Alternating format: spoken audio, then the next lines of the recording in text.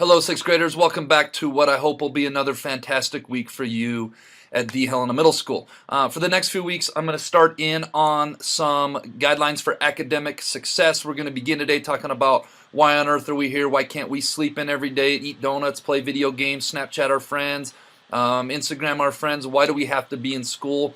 What is the bigger point of all this being in school? So we're going to get started on a three-part series titled Tips for Your Academic Success. Still trying to figure out what I'm going to call it.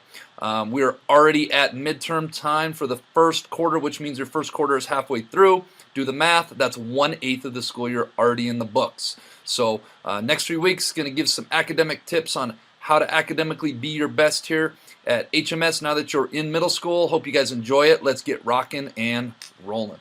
All right, we're on to Bob Lesson, Your Guide to Academic Success, Part 1. But first, let's be our best this week at HMS. Let's be safe, let's be responsible, let's be respectful, and let's especially be a learner. All right, sixth graders, I have a question for you.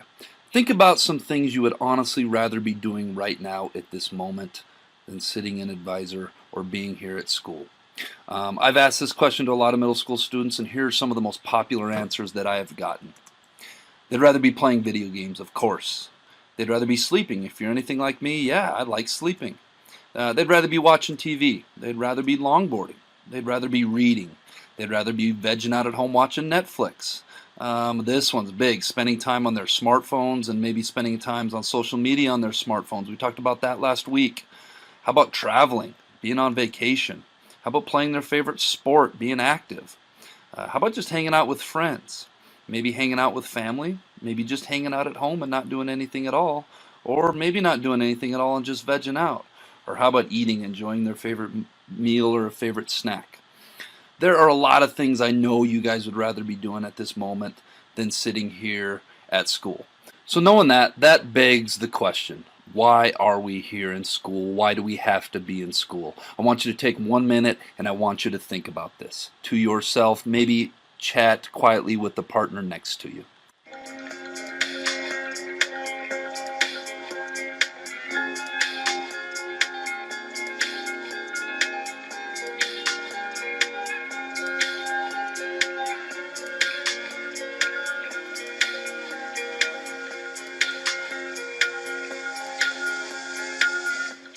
You said we make a deal. You said we make a deal. Is what you said. Is what you said. So tell me all your lies. Such a thin disguise. We fool ourselves. We fool ourselves.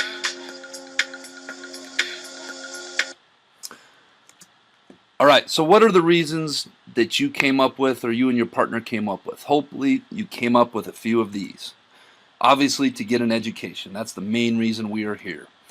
And to get an education means we have to learn, to gain knowledge, to grow physically, to grow emotionally, to grow academically, to lay a foundation. I'm going to talk about that here a little bit more.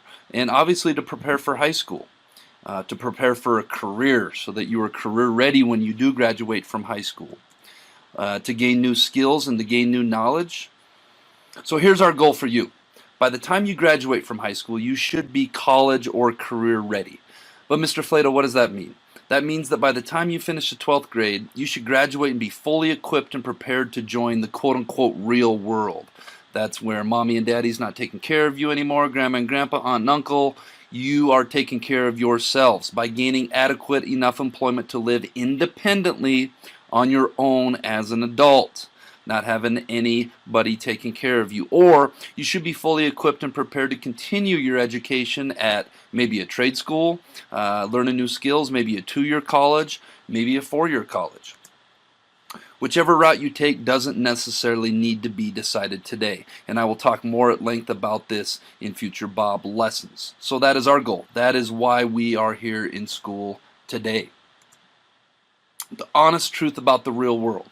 And again, I define the real world as being an adult, being out, being self-sufficient, taking care of yourselves. The real world can be a cold, unforgiving, and tough place. Don't sweat it though. Our job is to prepare you for success in the real world. Again, that's why we are here in school, to get you prepared for the real world so you can go out there and knock it out the park. The real world only cares about what you bring to the table, and this is kind of a metaphor. In other words, what skills and abilities do you have that are useful and can be put forth in employment that are worthy of somebody paying you someday? What is it that's going to be your thing in life? What's going to be your purpose? What's going to be your thing that gets you up out of bed every day in the morning that you go do, and then they give you a paycheck so that you can survive and live independently? What your thing is, you will choose to focus on, develop, and hopefully be passionate about. And I'm going to talk more about that when we do career cruising. I'll speak in future lessons about how we all have this one thing we are capable of doing better than 99% of everyone else, regardless of who you are. I'm really confident about this, that when everybody discovers their thing that they can bring to the table, that is their gift to the world, I'm convinced everybody has it, but we need to develop this foundation. We need to be in school every day working to gain knowledge so that we have those doors open when we are an adult and we can go out and do that thing. The real world is a highly competitive place. I was just talking to a group of kids. I think whenever we have an opening here at HMS, there are tons of people applying, not literally tons, but dozens and dozens of people applying for positions that come open. If you want to do something in life and you have a job or a career or a passion that you want to make your thing that you bring to the table, there's a very good chance there's going to be other people with that same passion. And when there's other people that are all wanting the same thing, that leads to competition. So what skills and abilities do you have that sets you apart from others? Something to think about. And that's a huge reason why we are here in school learning every day, is so that we can develop those skills and abilities that are going to set us apart from other people when we do get to the real world. I hope that all makes sense. But Mr. Flater, we're in middle school, not high school. We're not going to be adults and in the real world for a long time. And you know what? I do 100% agree with that. As sixth graders, you guys are 6.5, almost 7 years away from being in the real world. Some of you will be further if you go to a 2-year college or 4-year college or get an advanced degree that I'll talk about in future Bob lessons. Well, I want to share the quote of the week with you. The best time to plant a tree is 20 years ago. The second best time is now. And what this really means is, let's think about planting a tree in terms of building a sweet tree house. This tree house is taken from the back of Mr. Kepler's yard. Mr. Kepler built this summer. Just joking, but Mr. Kepler did build a pretty sweet tree house this summer. But the best time to build this tree house isn't, we can't go out and plant this tree like you see on the right and expect it to hold up a bunch of 2x4s and people in it.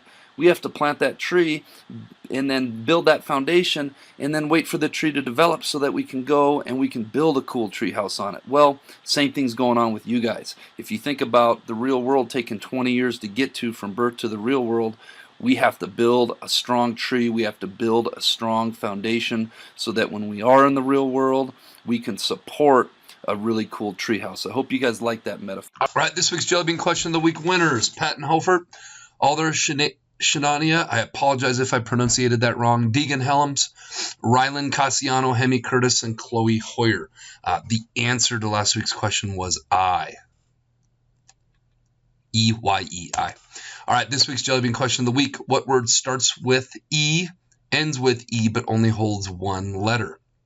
If you think you know the answer, this week's Jelly Bean Question of the Week, submit your answer to the Bob box. I had to bypass a couple correct answers because I couldn't pronunciate or I couldn't read the name or there wasn't a last name on there. Get that into the Bob box by the end of the week. Tune in next week to see if you're a winner. All right, Bobcats, let's make it a great week at the Helena Middle School.